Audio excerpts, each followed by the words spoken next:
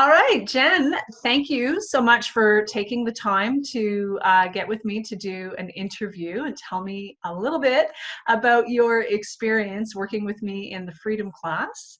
So before we dive into that, would you like to just maybe take a moment to introduce yourself and tell us a little bit about who you are and where you were at when you came across my program and made a decision to join the Freedom class? Sure. Yeah, as you said, I'm Jen. I'm a mom. I'm in the profession of construction safety. So that's really a lot of fun. Do a very good job at who I am at work. And I was a wife, still technically am for a little bit longer. But anyways, just an all-around good person, I felt. And I had some tragedy in my life. Ended up having a husband pass away, and I was very vulnerable, but didn't seek counseling, didn't get help, and thought I can just tough through this. I'm a badass, and who has time for counseling? Who has time for anything? So when do you want me to do it? Between 2 and 3 a.m. or 3 and 4? And so with that, I put it off and just kept driving ahead and driving feelings deeper and deeper inside. And I hooked up with a friend who was there, always there to help me, and he's a great guy, but probably not a good match for me. And so struggled through those times, and couldn't figure out what was going on, all while trying to finish raising my children, getting them off to college and into badass professions, and then also continuing my goals. And I just kept reaching into stumbling blocks and couldn't figure out why. And I would have the same lesson over and over. And then I would think it would get better, and it wouldn't. And finally, last year, I just had enough. Something had to change. And honestly, life kept changing for me. Things in my employment, things in friends. And I had to look at it that the universe was trying to wake me up and realize I needed to change myself. But I needed help, and I had no idea where to look. I was still working all the time, busy. I didn't want to go in for years of therapy, which I figured if they got a hold of me, that's where I would end up. And I needed somebody to talk through things with me, show me what I was experiencing, and somebody with experience. And I happened upon you. I believe it was a sign and a gift from the universe. And we started getting together. And I started glimpsing into what was going on. Okay, so came across me, I believe it was through social media, and something in whatever it was that I had posted resonated with you. So you made a decision to get on a call with me and then ultimately join my 8-week transformational coaching program, the Freedom Class. And we've been working together ever since. And I believe that I have seen tremendous shifts and progress on your behalf as we have traveled the road together. You are a bright, shining light, and working with you has just been an absolute pleasure, like an absolute pleasure. It's most fun and rewarding for me when I get to work with someone who's actually ready to do the work. You know, when I have a client who shows up, rolls up their sleeves and does the work day in, day out, week after week, and therefore really experiences the shifts and the changes, the peace of heart, the peace of mind, all of that, the healing that takes place as we do the recovery work together, right? That's the most rewarding experience for me. That's you know, what I really love most about what I do. So what would you say working through the 8-week program, the Freedom Class, was like? What was that like for you? So when I started, I was so excited. And you're right, I was ready to do the work. I didn't know what the work entailed, obviously. And, you know, but I couldn't get enough information. I'm an avid reader, but learned quickly that reading wasn't going to fix this. So that's key. If you just want to read a book and think, oh, I can get that, it's not going to work. So I was determined that there was just too many signs that I needed to fix me. And I enlisted the help of a few close friends so that they understood what I was going through, because the work does take a bit. And I love the workbooks. I was fascinating. going through it. I think I even at one point, as we were going through the narcissist piece, I said, am I the narcissist? And right after that, in the video, you said to us, if you just asked yourself if you're a narcissist, you are not, they wouldn't ask. And that's something that stayed with me all this time. And I remind myself that because I've, been told by him that I am. And those were tough moments.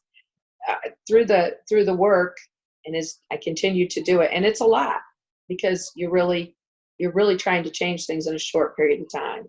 And who I was for 50 years, not really 50, but I'm 50. So who I was at least the last 15 and probably long before that.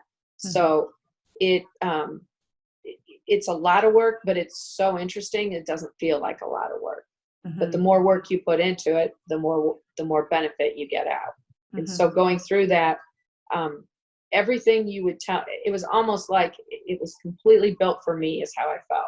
Because every time you would tell me something, either on the phone, in person, but even through all the modules, every time you told me something, that thing would happen within a few days or a week. And I'm like, oh, I know the answer to this. I know how to react. Because one thing is they're trying to get a reaction.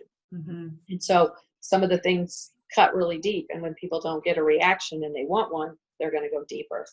So as they go deeper, you have to know how to protect yourself. Because the minute you react, they get what they want and you lose what you've gained. And so you were spot on. And I think I would text you afterwards and say, yep, it just happened. But I kept going on with that. Did fall back sometimes, but that's just normal. Yep. Yeah. It's but perfectly overall, normal. I just felt that you prepared me for what I was getting ready to experience. And I think even at one point you told me, I said, well, this will be easy. It won't be too hard. And you said, oh, this is not going to be easy, to get through leaving him. And it was harder than I expected, but hopefully I'm on the other side of that. Yeah. Yeah. It's amazing how we can underestimate what can come at us when we finally set boundaries, say what we mean what we say, and empathy deficient people that we're dealing with start to realize that we mean business. And we're not messing around, right? Unfortunately, often what happens is the volume gets cranked up before you're actually able to extricate yourself completely and break free. So giving you the tools and the strategies that you need to support yourself and take care of yourself as you ride that wave is, a vital piece of what I do, obviously, right? I often say I'm not in the business of breaking up relationships or marriages. That's not what I do.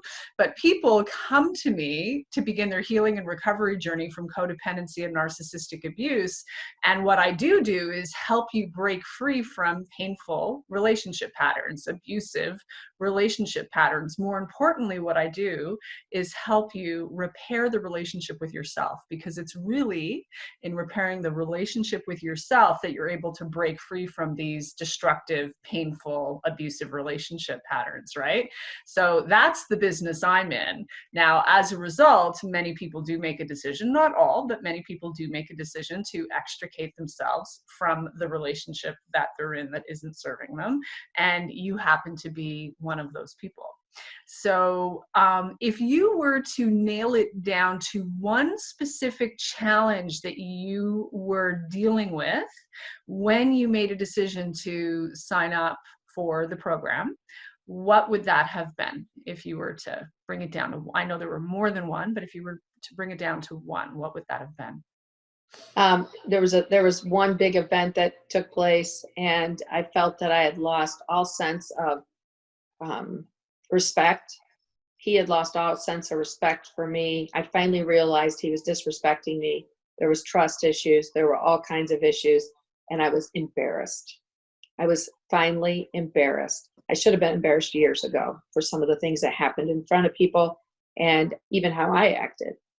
But that moment, and even when I said, I'm done and I need help, my two close friends said to me, yeah, we've heard that before. And I said, no, I mean it this time. And they're like, what's different? And I said, I think the true humiliation that I finally felt, and I had blamed it every time I was going to leave, I would say, bad things happened.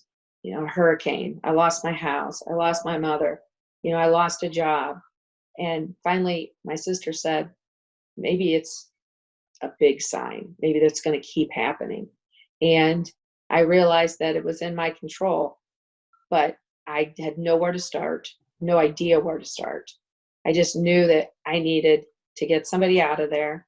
Well, what was great, when I looked at it was even I travel. I'm all over the country, all over the world. And I had to have something that worked for me. I can't go sit next to someone. And again, I didn't have time. And I turned on Facebook and you popped up. And I was like, I don't know. That drew me in at the right time, along with the humiliation and embarrassment. Yeah. In 12-step recovery, they talk about a moment of clarity, right? And the gift of desperation, right?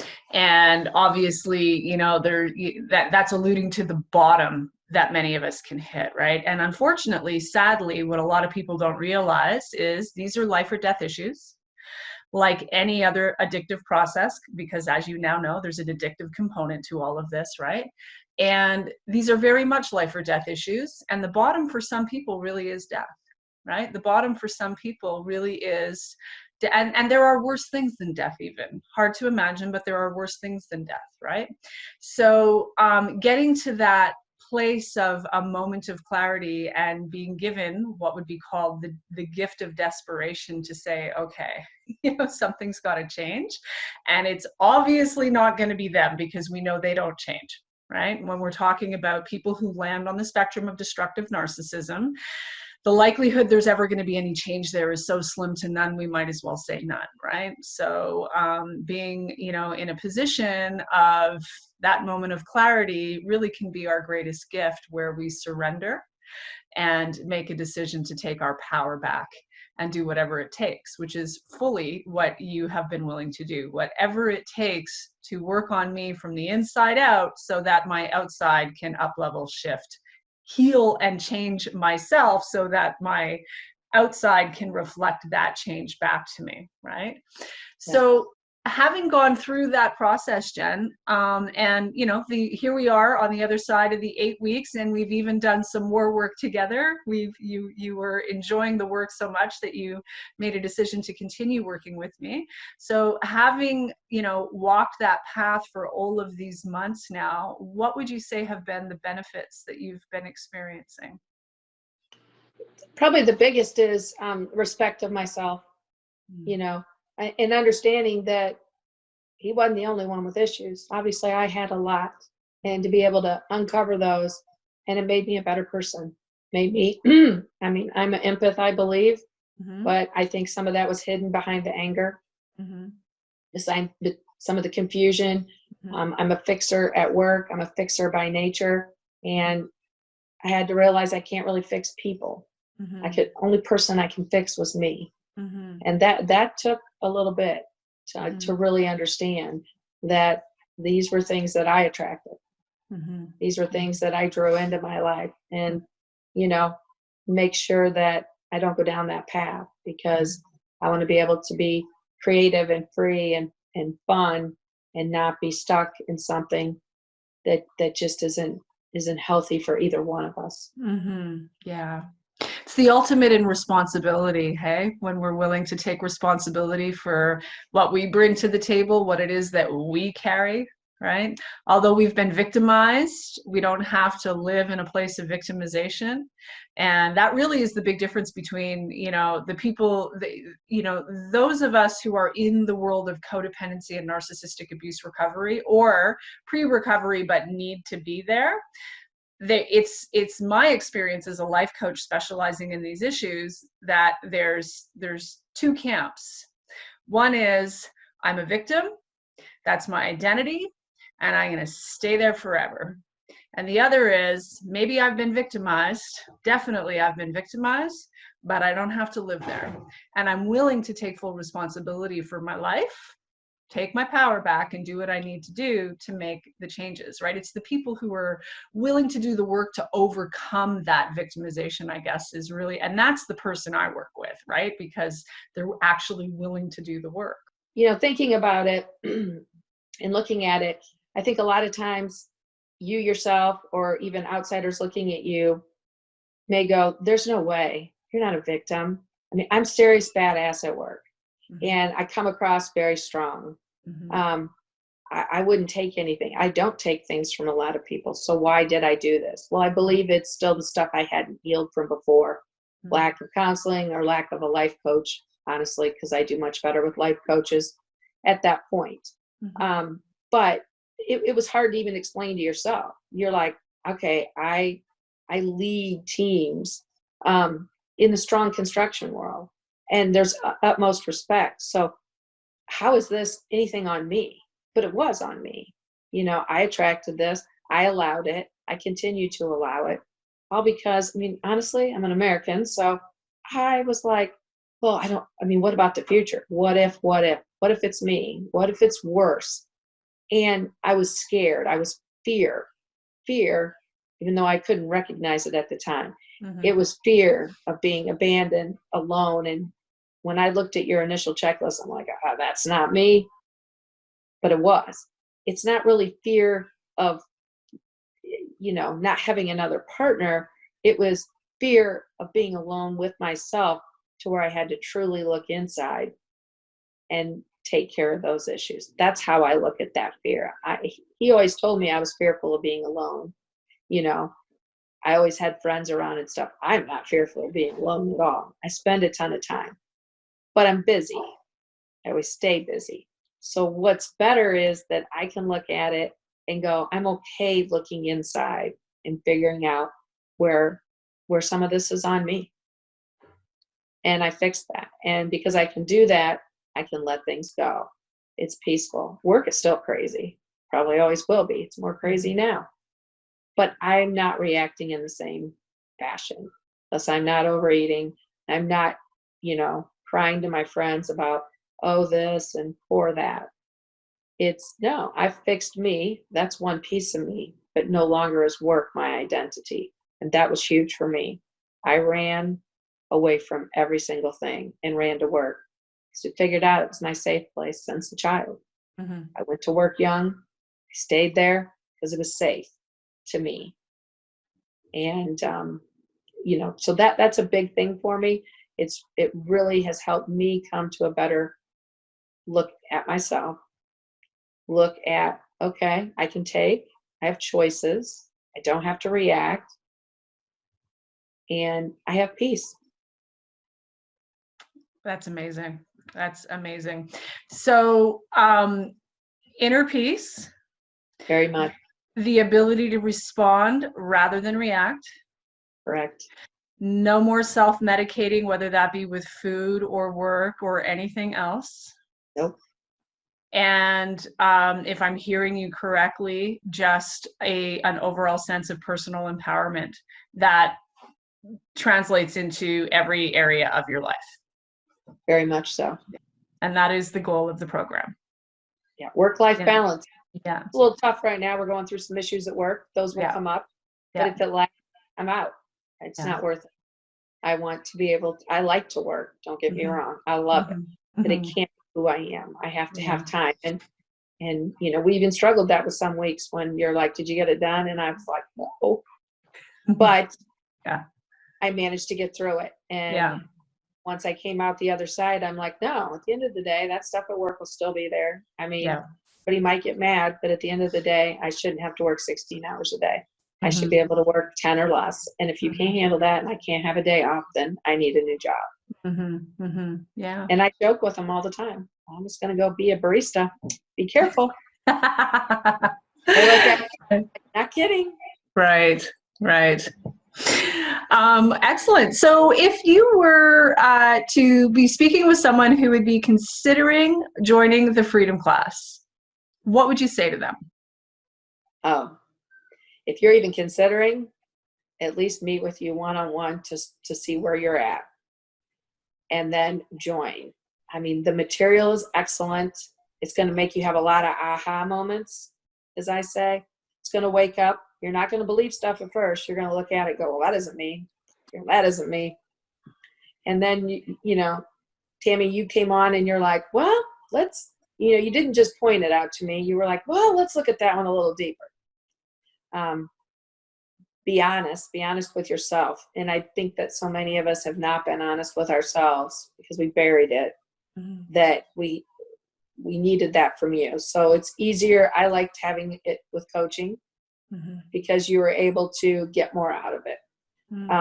However, the material that's there, it's an eye opener. So if that's all you can do right now, do the material. You helped me personally by going on because I think I had gone through it for so long and had really buried it. And again, walk into the room with confidence, walk into the room where everybody wishes they could. I mean, I'm not trying to sound arrogant, but wow, I'd like to be you. I'm like, if you only knew, you know, because I was beating myself up on the other side. I would walk into a room after I've just had the most horrific conversations or had to listen to stuff and had to walk in there with my game face on. And that was tough. And I don't have to do that anymore. But you helped me break through a lot of those barriers that I'm still not sure I could have done on my own. I'm pretty positive I could not have. I'm so glad. My honor and my privilege. Again, working with you was an absolute joy because you showed up and, you know, in all fairness, like you said, well, some weeks I wasn't able to. Well, the reality is, you know, you're given lifetime access to the course content for a reason, so that when life gets in the way, there's not the additional pressure. You've got the breathing room and the space and the time, right? And you were doing a tremendous amount of traveling. You had an awful lot of extras going on while you were putting yourself through the, you know, like you were an absolute champion and warrior while you were going through this. You were judging gymnastics and taking on a very serious new position with work and, you know, all moving states and all kinds of extras, right? So, and nonetheless, you were showing up and doing the work to the best of your ability, which was, you know, 95, 98% of what is laid out in the program, right? So yeah. You mentioned, you know, like if someone weren't able to do the actual coaching, so just for clarity for anyone who's tuning in, the Freedom Class is offered as either a self-study program or with group coaching. And when I have availability in my calendar, which right now we have a waiting list, but when I have availability in my calendar, I also have a private one-on-one option. So what Jen's mentioning is that if all you're able to do is the Freedom Class self-study, that does come with a certain level of support. But certainly if you can manage the group coaching option, we do a much, much deeper level of work when I'm actually able to have this type of, you know, weekly conversation with you. So that is always what I find to be certainly the most popular option for folks, but that's not always an option in terms of people's ability to join. So there is another option, which is the self-study. Either way, it's lifetime access. And the reason I wanted to highlight that also is to ask you, Jen, do you foresee yourself cycling through that course content repeatedly as you move forward? Yeah, I did. I mean, I still go back and check out things. There's still stuff, and even your other modules on stuff. I've tried to do a ton around there. You know, when I go into things, I go diving in head first and do a lot of self-study. But to me, it's nice to be able to go back. You know, I took notes. I take impeccable notes when I'm going through it. I would stop and take notes and try to really dive into it. Excuse me, because sometimes when I just listen, I need to have it again. So I could read it. I could hear you talk about it. I could take my notes, and sometimes I rewrote those notes just to really hit it home because I always saw something else. And there's a lot of little quizzes. So whether it's you're dealing with somebody else and you're just not sure, you can go back and study that piece and go, oh yeah. I mean, one of the big questions I had is, how do I know if I see another one? And your answer was, oh, you'll know.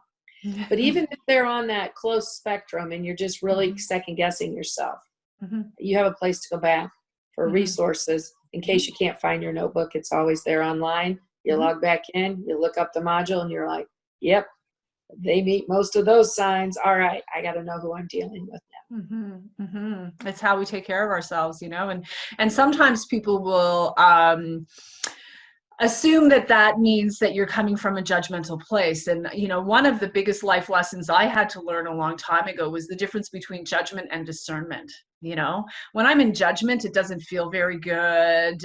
It's all about condemnation and criticism. And one of the beautiful things about you is like, you don't really come from that place regardless, right? Discernment, on the other hand, is really just about an accurate assessment of what it is that we're looking at, who it is that we're dealing with, right? It doesn't necessarily mean we're condemning or criticizing, but we are awake enough to be willing to tell ourselves the truth, right? We're not living in that place of denial, right? Especially as untreated codependents, untreated adult children of family dysfunction, trauma, abuse, neglect, whatever it is, and highly empathic people. When you have that combination, and then also for many, when you add the religious or spiritual piece to it, however you look at it, we can, think that we're doing others and ourselves a favor by going through life with blinders on and rose-colored glasses, when in reality that just sets us up for more and more pain, more and more trauma, more and more victimization. If we can come over into the discernment place where I don't have to hate you, I don't have to condemn you, but I do, if I want to, be operating from a place of personal empowerment, self-love, self-respect, taking care of myself, which is my responsibility, I do have to discern that a thing is a thing. I do have to discern whether or not I'm dealing with someone who is potentially harmful to me, my peace of mind, what have you, right? So that is definitely a big piece of it, setting people up with the information and tools that they need to be able to step out of denial. And we tend to backslide also, right? Recovery is a lifelong journey. So when we are in that place of backsliding a little bit, there's somewhere to come in terms of lifetime access to the course content to revisit any particular piece that you need, so that you can continue to again, take care of yourself and do what you need to do, set the boundaries. And often, the information alone is so validating that that's all we need to really give ourselves permission to be able to move forward and make the decisions or the changes that we need to make. However, I have to add to that, as you well know now, information is only a piece of it. We don't heal in our heads, as you've heard me say time and time again. We literally have to come down into our body, get in touch with that wounded inner child in our subconscious and do the healing work. And that's the piece that a lot of people miss, right? Like if you're just gathering information, binge watching videos on YouTube, reading book after book after book, but not actually doing the things that will heal you, that subconscious programming, those magnets that are calling these people and situations into your life on autopilot. If you're not actually doing that work to heal, then nothing really changes. All the information in the world isn't, that'll only get you so far, right? So how would you say your experience was when it comes to that piece, the healing aspect? I think at times it was tough. I definitely backslid. We backslid not too long ago, just with reasoning. And you're right, it's your head. Well, I'm through this part. Now I can handle that. I can handle being friends. I can, and you really have to be careful, as you said. And there's still times where I'm like, well, maybe. And I'm like, no. And so you get that. And I think that your phrase, does it sound like God? Does it sound like love? If it doesn't, it's not, is very key. And that's something I ask myself frequently. Like if I get into that, I'm like, can I handle it? Because I'm strong. I'm a very strong person. And if I start to get wishy-washy, I know that, nope, I can't do that. I can't do that. It's not safe. And safe, by I mean safe, is moving ahead and continuing to go after my goals, my dreams, and the things that I think I was put on this universe to do. And sometimes you feel like you maybe hurt somebody's feelings.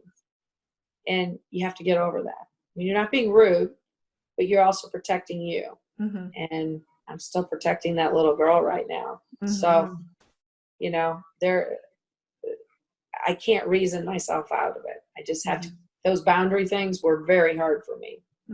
Yeah, it is hard initially. When you've spent the better part of 50 years never really setting boundaries, it's new behavior and it's very uncomfortable, right? I set them in my work life. I didn't set them. And even there, I probably didn't do well. I would take call. Now I just set them.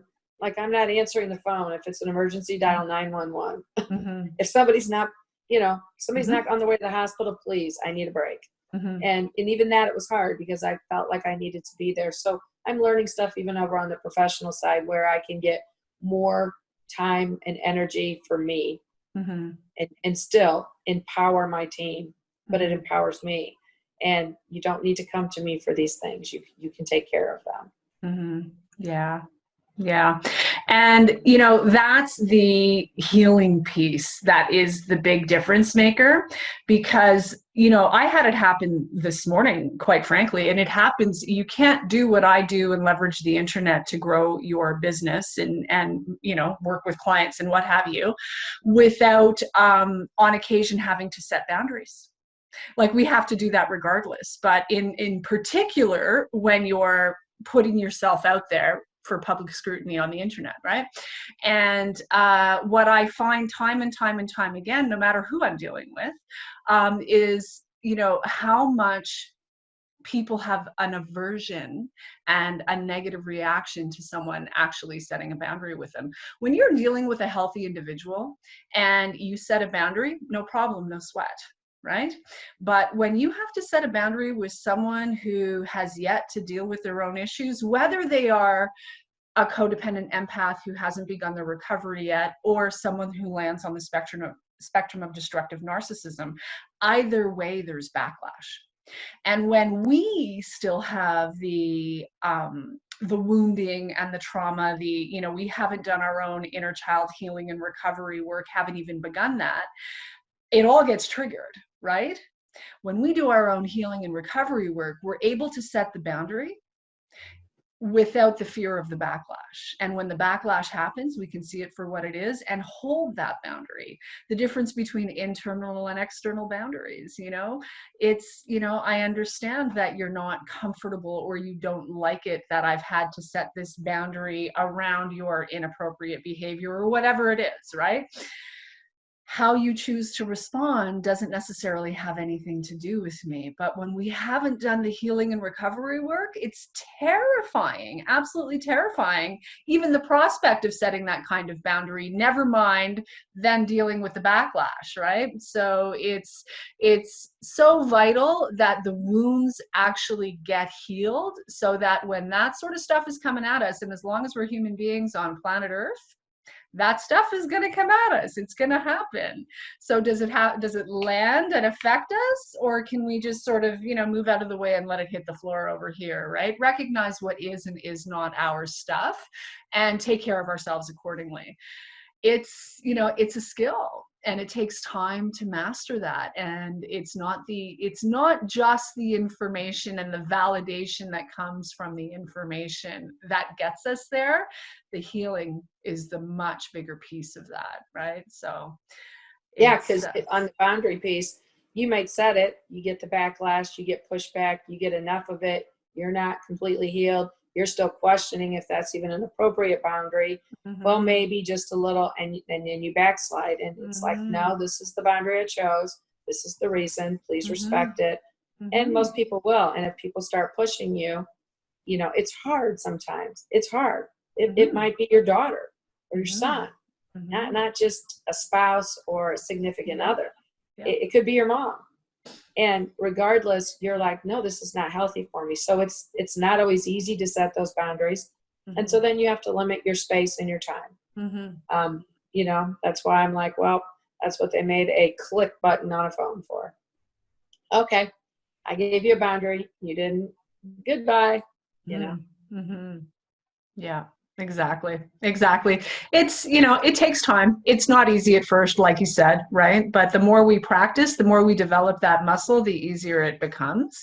And the more we do our own personal healing and recovery work, the less affected we are by the emotional manipulators and the people who, have a problem and an issue when we're really just doing what we need to do to take care of ourselves, right? So, yeah. And then I look back and I go, wow, I've come a long ways, because the things I tolerated, and even if I tolerate a little bit here and there, they are nothing like I tolerated from other people. I mean, people in general. Because when you fix yourself, you not only heal it, if you're trying to heal it with one individual, you're going to heal it with a lot more, which was an added takeaway, was it has to be about me. And when you tell people that you're fixing you, they kind of look at you. But I did. I told them, and I said, I have to fix me. This is about me. It's not a selfish thing, but I can't be a better person for you or anyone else if I don't fix me. Yeah, it all begins there, right? It all begins there. And yeah. I didn't know that when I started, but it really does. And it's but so, here you are. Yeah. Yeah. Well, you are a bright, bright, shining light and shining example of the power of the work. Like you alluded to the fact that, like even recently backsliding a little bit, which is very normal, right? Like this is why I say, and I didn't coin this. This is, I believe, just a fact. Healing and recovery is a lifelong journey, and we are always going to have a propensity to slip into codependent amnesia. That's why the right program and the right support system are so vital, so that we, if we are slipping into codependent amnesia, it isn't a full-blown slip. We catch ourselves very quickly, right? And we know what to do. And we know what to do to avoid, causing ourselves unnecessary pain and, backsliding into old behaviors, right? Catch ourselves quickly so that we can, shift in a better direction. But again, you are a bright, shining example. I could not be more proud of you for how hard you have worked these last few months and, what you have accomplished. Again, it's been just an absolute honor and privilege to work with you. And I'm so looking forward to seeing the results continue to unfold and manifest. How are you feeling about your future now? really, really good. Yeah. I feel like things get too much, I can leave that job. I have things I want to do, and I'm doing them. I've taken steps. Things I always just said, well, I'll get to someday, they're a reality. And like I said, I work a lot, so I'm probably a very busy person. Now I'm looking for time to not always be busy and get still in touch with me. And that's doing some writing. I love to read. And you were great at giving me extra books to read. That all are appropriate. Sometimes, again, I didn't get all through all those, and I still have some to go through, but it was all just part of the bigger puzzle. And, I look forward to each day. I'm thankful for what I have. I really look at gratitude. I think the universe puts things in your life, whether sometimes it's an eye-opener, sometimes it's an event, but it's put there to make you start looking. And if you don't hear it then and you continue, you're going to get another one and another one until you wake up and you're able to say, okay, I can't do this. I need to talk to somebody, or I need to start looking into it. And I had started looking into it, but again, I didn't know where to start. So now I know where to start. I let people know all the time, it's never too late. You're never too old. That's right. Go fix it, because I look outside today, it's sunny, it's beautiful, the pool's open. And I'm just so thankful for you, for the program, and for having my life as it should be back. Wonderful. Wonderful. Well, I'm very thankful for you also. And very thankful that you showed up for yourself and are continuing to show up for yourself, quite frankly. It's why I do what I do. It's a beautiful thing. So thank you for trusting me to guide you on your healing and recovery journey. And, for anyone who is tuning in, who is interested in learning more about my 8-week transformational coaching program, the Freedom Class, you can go to TamieMcoaching.com. So that's TAMIEM coaching.com. All the information's there, and you have the ability to apply to see if you qualify for a free private one-on-one breakthrough strategy session with me. And also, I will put a link in the description below. If you're catching this interview on YouTube, there will be a link in the description below for you to access my calendar directly and apply for a free consultation with me. So Jen, I want to take a moment to thank you so much for taking the time out of your crazy busy schedule, because it is crazy busy for you with all the responsibilities that you have. So know how much I love and adore and appreciate you, and how grateful I am that you were willing to take the time out of your schedule and your busy day to do this interview with me. I believe it will help many other people, and I appreciate you. Thanks so much. Thank you.